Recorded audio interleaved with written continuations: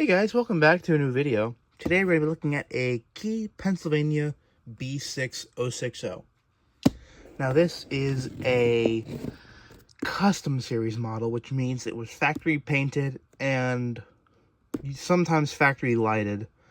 The earlier ones were, I think actually most of them were. This one seems to have some weirdly drilled out lights, like light holes, and you'll see.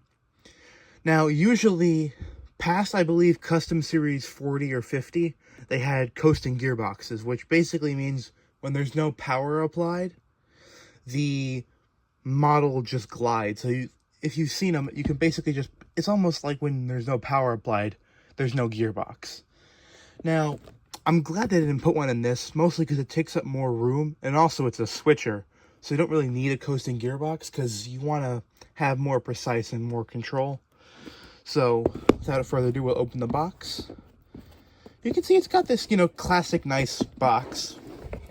And one way to tell if a key or just a Sam Honks in general is if it has a yellow foam. So, basically, before they were good, they had red foam, which, some of them were okay, but a majority, they were very iffy.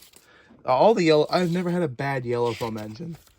Then you can see here you have a little spec sheet with all the little intricacies of this model. Now, one thing that's nice about Key is you get all these extra little screws and all the stuff.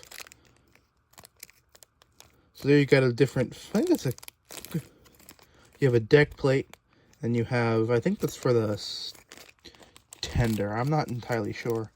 And then you also get a hex driver. I usually steal them. I used to steal the parts I got from a locomotive.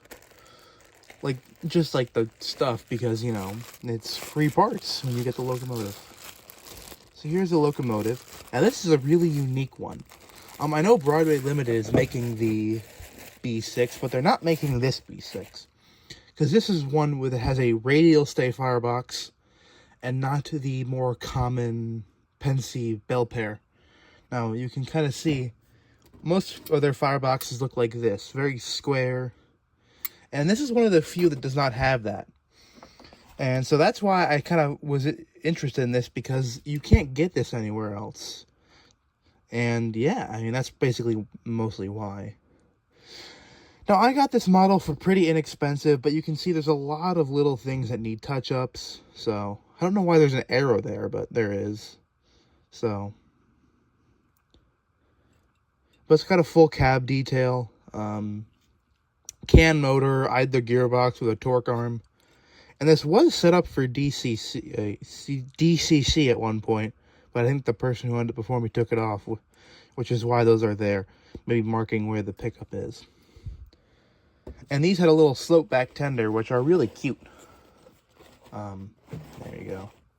So, Pennsy had, these are not small slope back tenders, but they were still pretty small in comparison to other stuff. And you can see it. They actually had lights. They actually had light control. So in the factory painted Sam Honks, there's a little on and off switch. Now using the same M1 over here, you can see right there, there's an on and off switch for the lights. Now the keys, because they were kind of, super high end, they did have front and rear facing lights. There was a little 1 or 2 pin connector going between. So you can see it's got sound holes. And one thing I do not like is having this. This takes up a lot of room that I could use for decoder and stuff. But because it's not it's all gonna be covered up. So I don't really like that, but not much I can do. So, and this thing runs like a Swiss watch. And also another cool thing is this has added couplers. It's just less Katie's I had to use. And now, so the reason I got this one, even though BLI is making one, is first off because it's unique, because BLI isn't making them. And then, because I do my own decoders, I'm really only going to be into this thing for $200 plus parts. So it'll be a really good, fun project. And I'm kind of happy because I had a earlier Sunset model that I got rid of when I got this, so I'm really happy, and I'll show you guys some running videos. The Juniata shops in 1911 modified the original B-6 locomotive, making the B-6a in 1911. Then in 1913 and 14, the Juniata shops upgraded them and built 55 B-6sa's, which were superheated versions of the B-6a.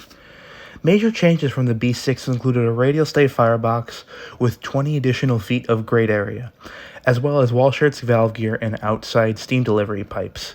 They were almost identical to the B-6s-Bs, which came along 3 years later.